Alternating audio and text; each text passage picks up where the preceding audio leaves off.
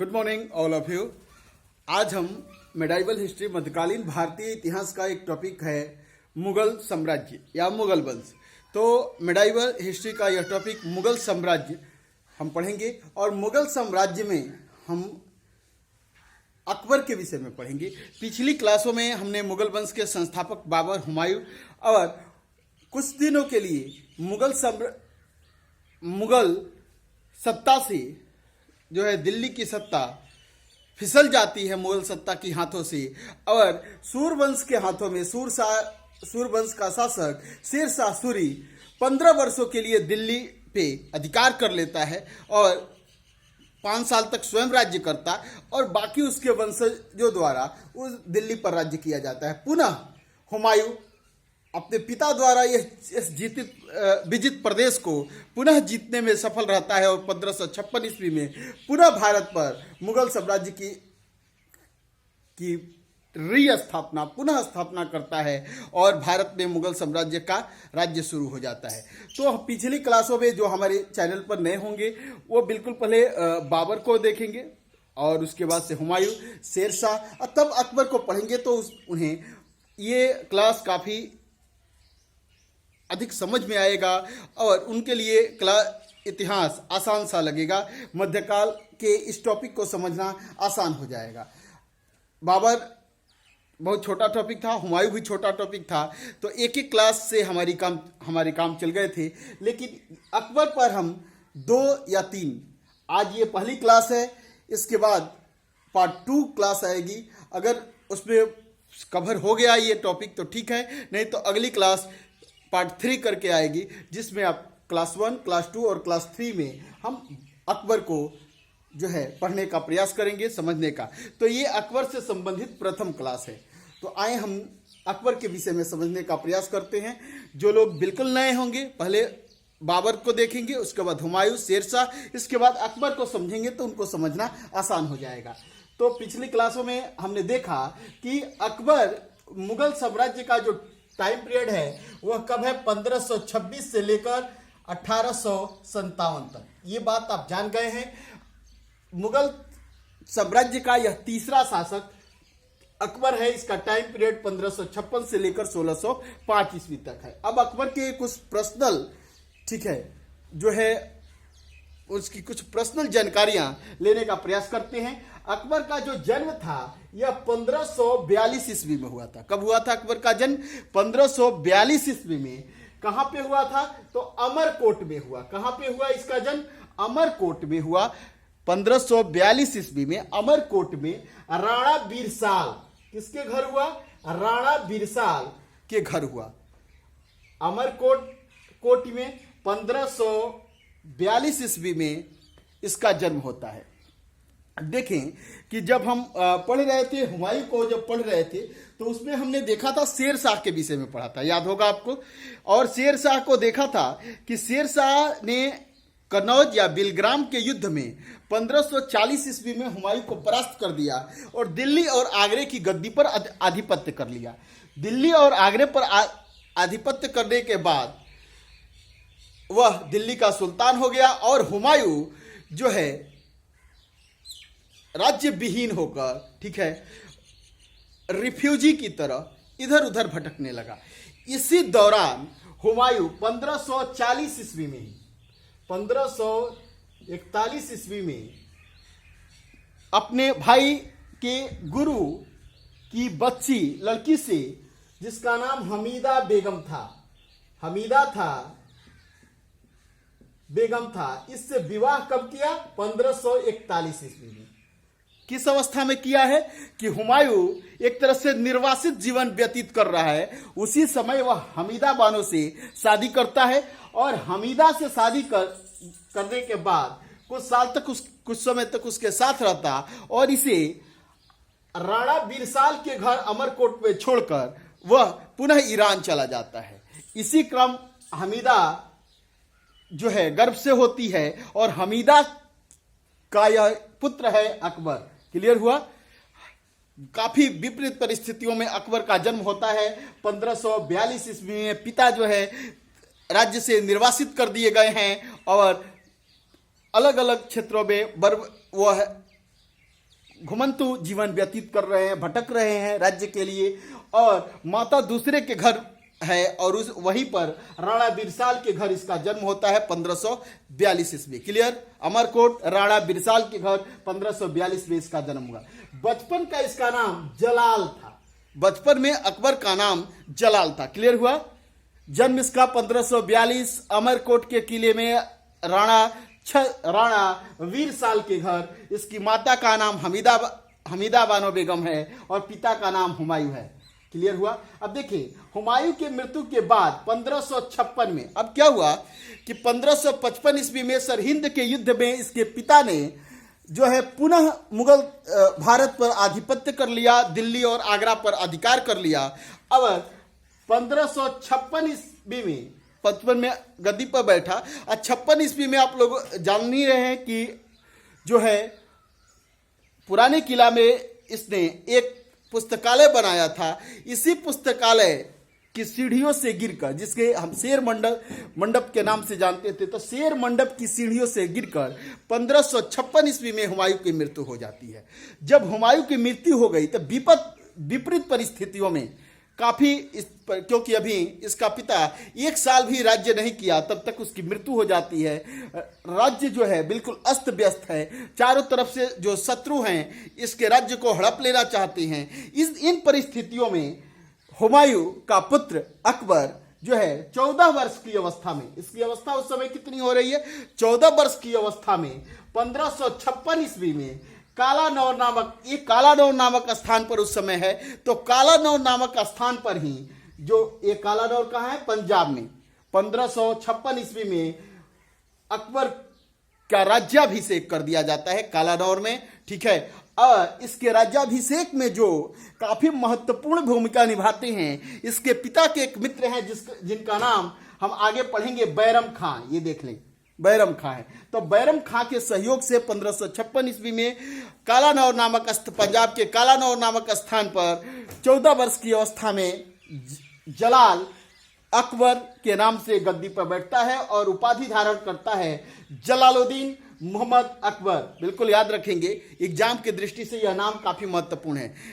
कई बार एग्जामों में पूछा जाता है कि अकबर का पूरा नाम क्या था, तो जलालुद्दीन मोहम्मद अकबर के नाम के साथ बादशाह की उपाधि धारण करता और दिल्ली का बादशाह बनता है। क्लियर हुआ?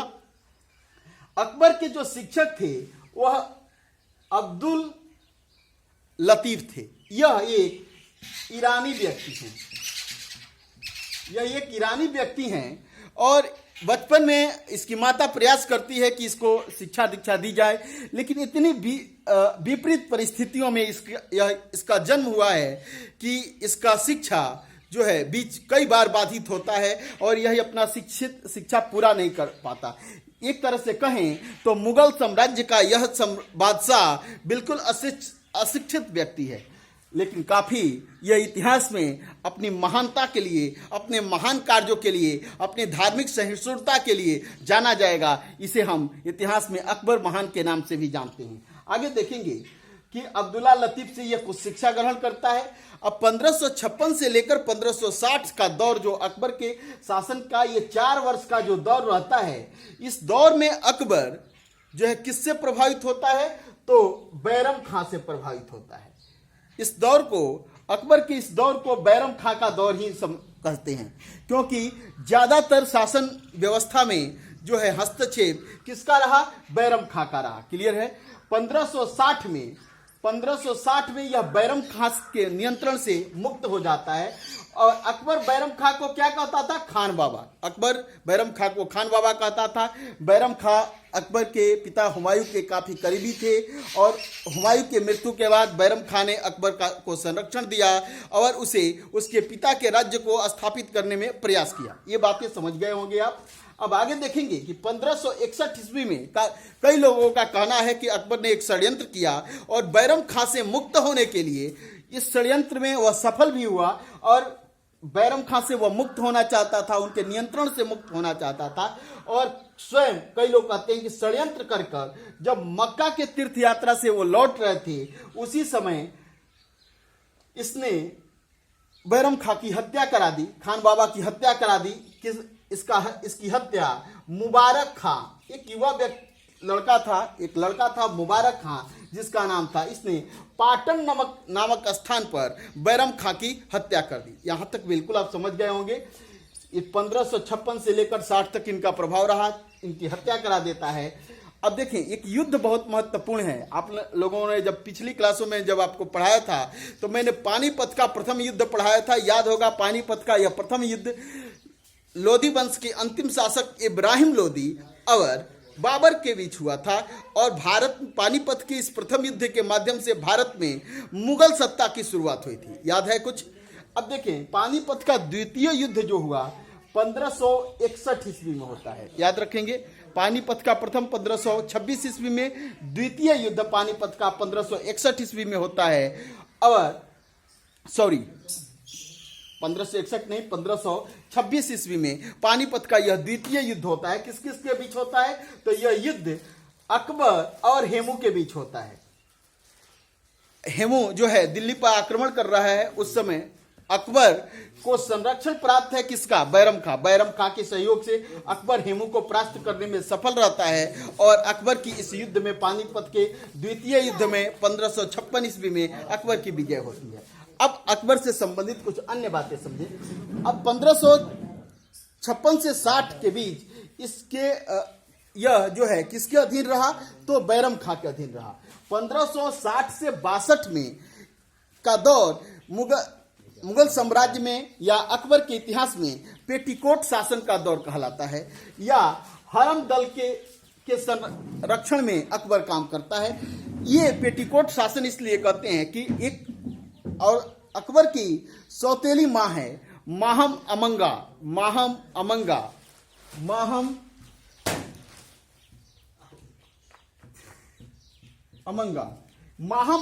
का नियंत्रण ज्यादातर जो है शासन व्यवस्था पर होता है।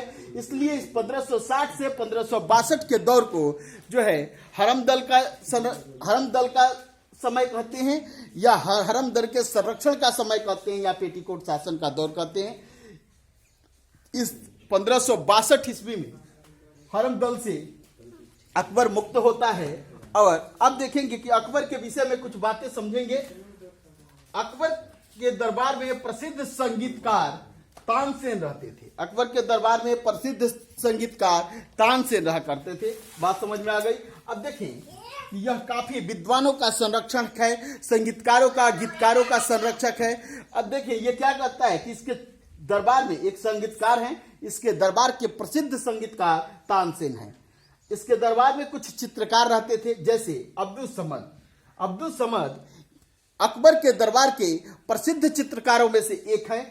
सर्वाधिक प्रसिद्ध चित्रकार अब्दुल समद हैं अकबर के काल के। इसके बाद से इस काल में दसवंत, बसावन, ये सभी चित्रकार भी अकबर के समकालीन रहे, और अकबर के संरक्षण में इन लोगों ने चित्रकला का विकास किया। इसी के अब देखिए, तानसेन, बैजू बाबरा, बाबा रामदास, बाज बहादुर, ये सभी गायक जो हैं अकबर के दरबार में हैं। यानी गीत संगीत का काफी संरक्षक यह बादशाह है। इसके बाद से देखिए, थोड़ा सा हम ये देखेंगे, तानसेन के विषय में कुछ समझेंगे। कंठाभरण वाणी विलास की उपाधि, कंठाभरण वाणी विलास की उपाधि अकबर ने तानसेन को दिया था। तानसेन का जन्म 1506 ईस्वी में हुआ था। ग्वालियर के किले में, ग्वालियर राज्य में इनका जन्म हुआ 1506। मूल नाम इनका राम तनु पांडे था। ये एग्जाम की दृष्टि से काफी महत्वपूर्ण है। आपसे बार बार पूछता है कि जो है तानसेन का मूल नाम क्या था? राम तनु पांडे। एक गरीब ब्राह्मण परिवार में इनका जन्म हुआ था। अब देखिए, यह आगे चलकर किसके शिष्य बने? तो गुरु हरिदास के ये शिष्य थे। किसके शिष्य थे? गुरु हरिदास के शिष्य थे। और ये प्रारंभिक दौरों में कहाँ रहते थे? कि राजा रामचंद्र के दरबार में रहते थे। कौन? तानसेन हरिदास के शिष्य थे, और प्रारंभिक समय में राजा रामचंद्र के दरबार में रहते थे। आगे यह पुनः जो है मियाँ की मल्हार, मियाँ की तान, मियाँ की सारंग, मियाँ की टोट, दरबारी कन्हर, ये सारे इस सभी का लेखन किसने किया था? तो तानसेन ने किया था। कौन कौन सी रचनाएं हैं इनकी? मियाँ की मल्हार, मियाँ की तान, मियाँ की सारंग, मियाँ की टोट और दरबारी। बार बार एग्जामों में पूछा जाता है कि दरबारी का राग का, ठीक है, किसने बनाया था? तो तानसेन ने। मियाँ की मल्हार किसकी रचना है? तो तानसेन की रचना है। तानसेन का मूल नाम क्या था? तो रामतनु पांडे था।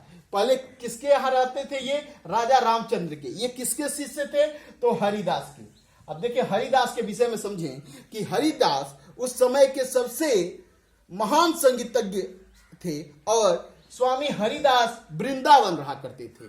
अकबर संगीत का काफी प्रेमी था और हरिदास के पास एक सूचना भेजवाता है कि अकबर अपने दरबार में आपके गीत संगीत को सुनना चाहता है। हरिदास ने कहा कि सुल्तान बादशाह से कहना कि हरिदास किसी बादशाह के लिए, किसी राजा के लिए संगीत नहीं गाते, वो केवल अपने भगवान के लिए संगीत गाते हैं। इसलिए मैं बादशाह के दरबार में जाकर संगीत नहीं गा सकता, क्योंकि मैं बादशाह के लिए नहीं संगीत गाता हूं, मैं अपने भगवान के लिए संगीत गाता हूं।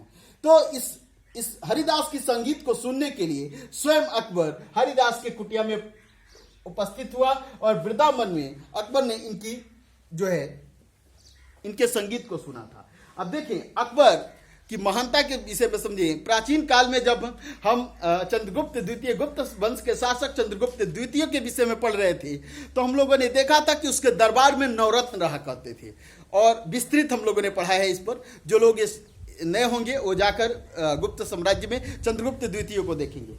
यह मध्यकालीन का शासक, मुगल वंश का शासक जो है अकबर, इसके भी दरबार में नवरत्न रहते हैं। इसके नवरत्न कौन हैं? अबुल फजल, फैजी, बिरबल, तानसेन, टोडरमल, मुल्ला दो प्याजा, रहीम खान ए खन्ना, फकीर अलाउद्दीन और मानसिंह, ये सभी अकबर के दरबार के नवरत्न हैं। तो आज अकबर पे हमने ये पहली क्लास समझी है, जहां तक उम्मीद है कि अकबर के कुछ जीवन से संबंधित पर्सनल चीजें और अकबर द्वारा किए गए कुछ महत्वपूर्ण कार्य, कुछ विद्वानों का संरक्षण, तानसेन का संरक्षण, नवरत्नों के विषय में पढ़ा। अगली क्लास में हम अकबर से संबंधित अन्य चीजें पढ़ेंगे, जिसमें हम अकबर के द्वारा किए गए महत्वपूर्ण सुधार कार्य, अकबर के द्वारा लड़े गए महत्वपूर्ण युद्ध के विषय में पढ़ेंगे और यदि समय रहा तो अकबर की भू राजस्व व्यवस्था के विषय में भी हम कल की क्लास में पढ़ेंगे।